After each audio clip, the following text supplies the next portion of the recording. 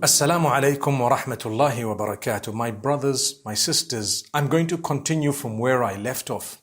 We were saying the days are not all the same in terms of virtue in the eyes of Allah, nor are the nights.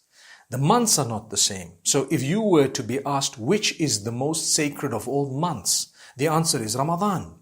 If you were to be asked which is the most blessed of all the nights, the answer is the night of Qadr, the night of power or decree. If you were to be asked which is the best day of the year, as Muslims, what do we believe? Well, the best day is the day of Arafah, without a doubt. If you were to be asked which nights are the best in terms of a set of 10 nights, you would say the last 10 nights of Ramadan. If you were to be asked which days are the best 10 days in the year, you would have to say the first 10 days of Dhul Hijjah. Now, where do we get this from?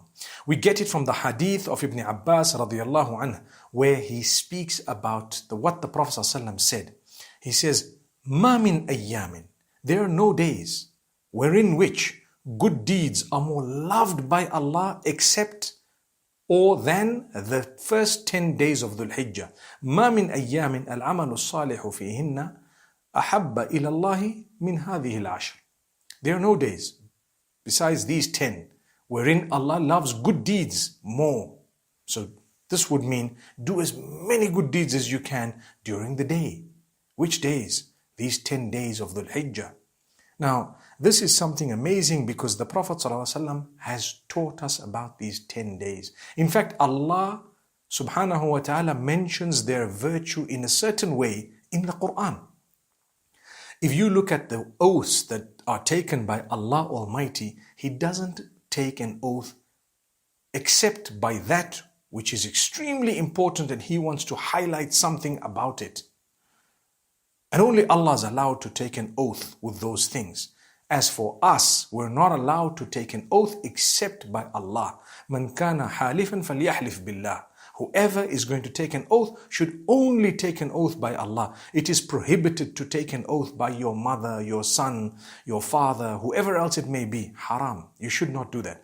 You know, some people take an oath on their father or their son or child, etc. That's not allowed. The Prophet ﷺ says, "La tahlifu bi abaikum." Don't take an oath on your fathers. If you're going to take an oath, take it on Allah, with the name of Allah, no one else's name.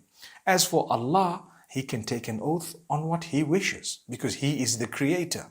So He has taken an oath on so many things or with so many things. One of them, He says in Surah Al-Fajr, "Wal Fajr." He swears by daybreak. He swears by the Fajr, the oath. He takes an oath and He says, "Walayalin ashr." He swears by the 10 days. 10 days of what?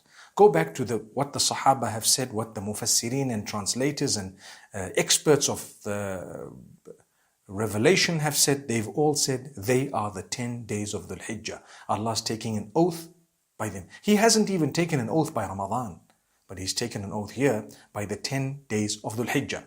So this goes to show that there are no days wherein which Allah loves good deeds more than these 10 days of Dhul Hijjah.